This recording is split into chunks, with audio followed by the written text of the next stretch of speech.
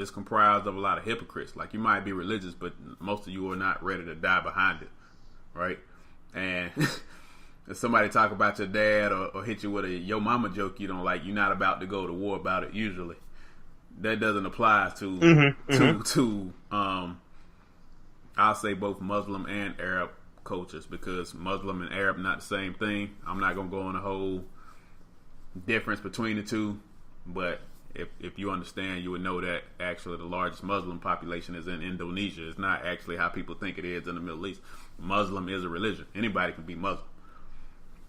But people automatically associate it with Arab because that's what we in America has been conditioned to see it as, so that it can be weaponized and looked at as being bad. Anyway, I digress.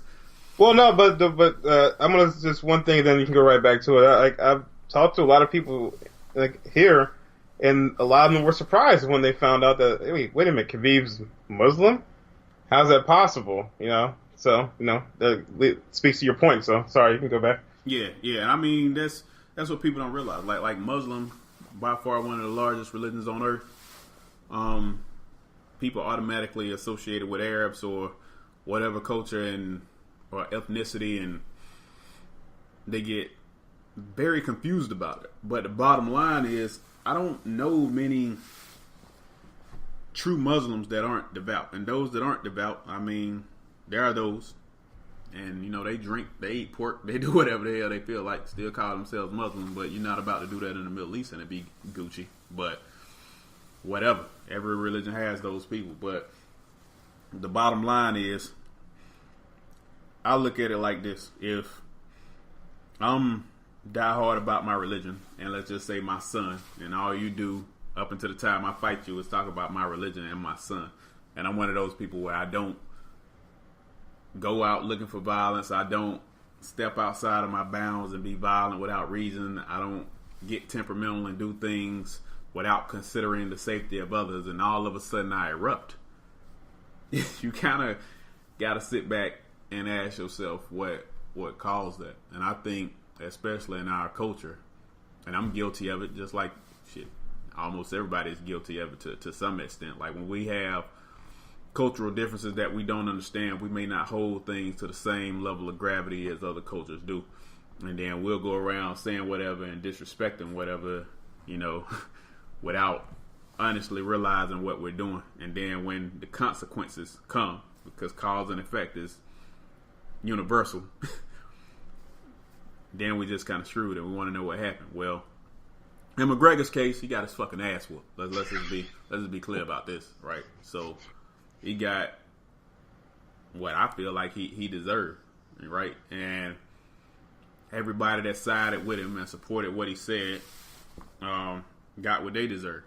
And I'm gonna make a couple of drastic contrasts here just to get my point across, right? So, like, if something's a human rights issue or a race issue, and I understand it and it upsets me, but you feel no type of way about it because you don't understand what I'm going through, I'm probably gonna beat your ass eventually if you keep pressing me about things that are racially charged. If you're a woman that's protesting against sexual assault, and you got a bunch of men telling you that it's not going on, and you erupt like that's warranted. Who am I as a man to say anything about what women are going through with me without me being a woman? How can I talk about anything that I'm not experiencing? So without me having the context or the actual experience to be able to say, all right, I've experienced this and I know how it feels. Like, really, those are areas where, in this case, including McGregor, you need to stay in your fucking lane. So when you step out of your lane and you get what's coming to you, I feel honestly like they're warranted. But because, one, I feel like there's a lesson there. Maybe you'll take it more seriously next time. Maybe if there is a rematch, maybe you'll just lead up to the fight, have an honest fight, and shut the fuck up along the way.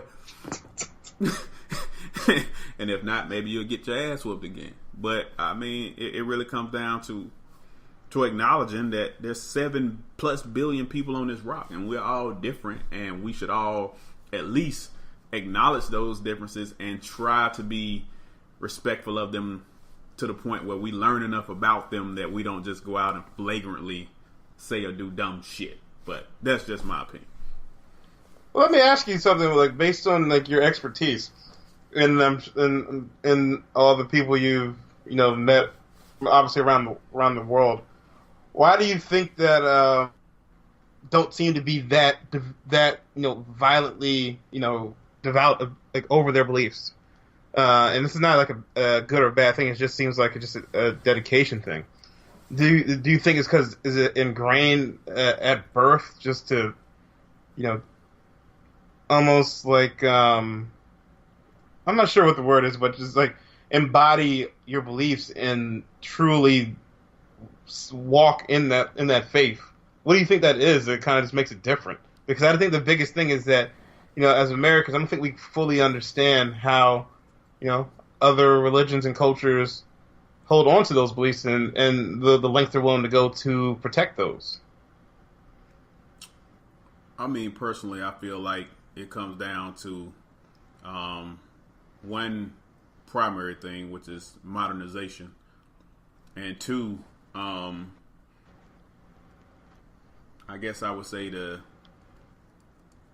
deconstruction of religious societies. And what I mean by that is, if we go back to the oldest societies, all the way back in Asia and everywhere else, all of them are very religious in nature. Like, religion comes before government. Religion comes before a lot of things, and that's why a lot of nations still to this day, you have your prime ministers and your ayatollahs and all of these positions that are above the president, because it is seen that you don't put a officiating government body over religion, because the government would never be above that. Most modernized nations, and the reason I said modernization in the beginning is because as nations modernize, one of the things that all these nations pride themselves on in Europe and America at this point, like religious freedom, whether we truly have it or not. You know what I mean? So it's like, with that being said, you can't have a ruling religion be at the top and then say that you're religiously open, right? So you have nations like Iran, that's a sovereign nation, right? So they believe Shiite Islam is Shiite or Shia Islam. It's supreme religion. They're not going to break away from that. At no point is a president going to be above the supreme leader. And that's just one aspect of it. So it's been ingrained from birth that this religion is part of whatever you do. It will forever be part of whatever you do because it's a part of who you are. And the other part of that is America. And I can say that at this point, right? So, and I'll get to why I say at this point in a second. But, so like in Pakistan and a lot of other nations, you have madrasas. And these came about because at one point we were fighting the Soviets. I mean, communism was the grand fear on planet Earth. So nobody with a rational mind is going to just go and fight on behalf of another nation against somebody just because. So if you look at old pictures like in the 1970s Afghanistan, you see people weren't wearing headdresses and they were driving cars, and women were actually more free to do whatever they want. And people were like, well, what changed? Well, what changed is the U.S. went in to several of these nations. I'm not going to go down the list.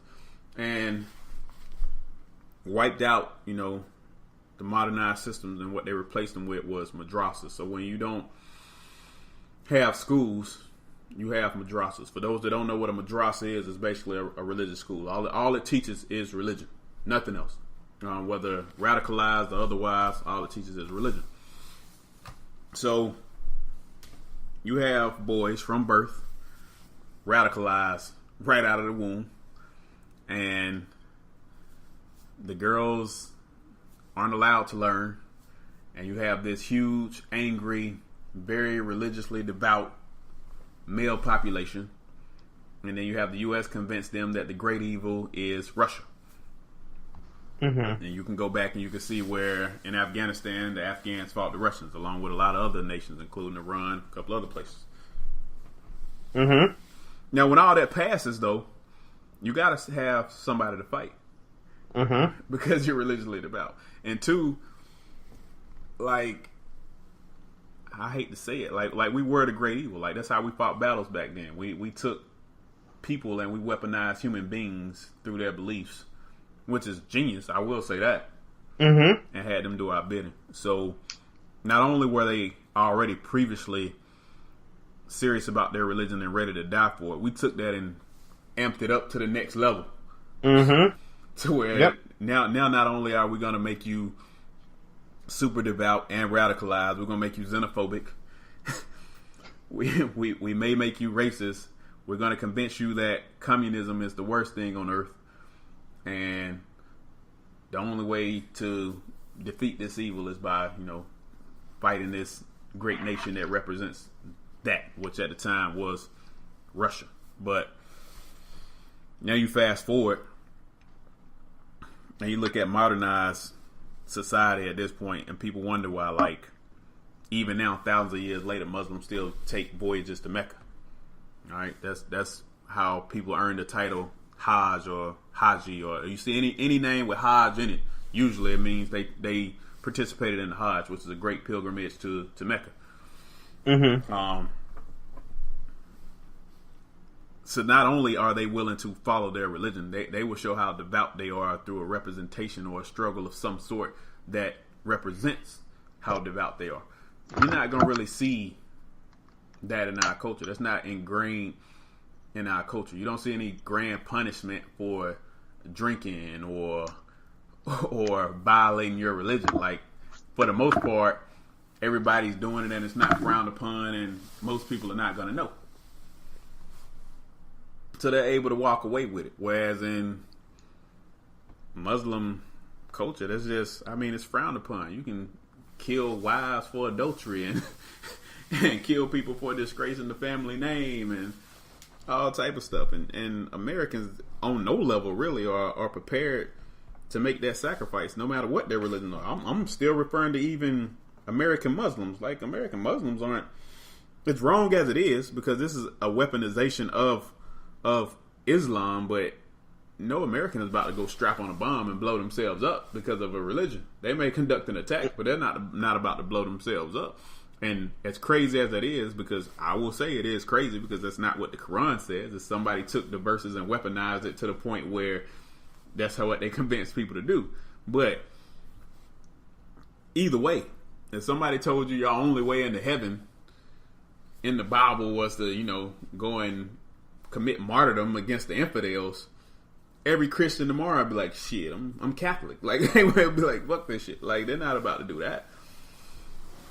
So you are disrespecting these type of people that are that devout, and people know that though. We watch these people chop heads off on TV, and you look at the Islamic State of Iraq and Syria, or Iraq and Levant, or whatever ISIS organization you want to look at, because there are several names for them at this point. Man, you done sent me down a work rabbit hole, bro. But anyway, I'm sorry to do that, but I think it's important to it is. But when you look at it, like you're going after people that are that devout, and if you can show me an American that is that devout, shit, I would be amazed. And that's why people always wonder, how can you weaponize somebody through Facebook or through social media? Well, if you give them a belief that's this strong and you ingrain it in them, there's no limits to what you can get them to do. And that's really,